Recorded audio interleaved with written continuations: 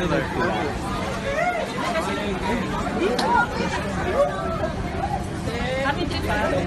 Okay.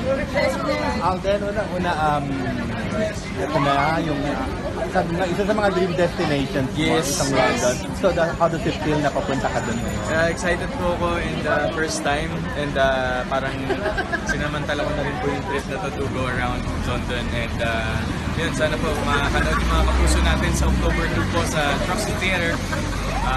Yun, mag-show po ako para sa mga kapuso natin. Isang show lang. One show lang po ito, October 2 po. Oo. At para sa Jimmy Pinoy. Jimmy Pinoy TV. Yes, ulit Tular. So, how long will you be away?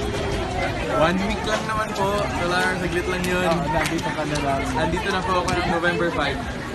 Pero kasi yung mga fans mo, ngayon pa lang talagang October, sorry!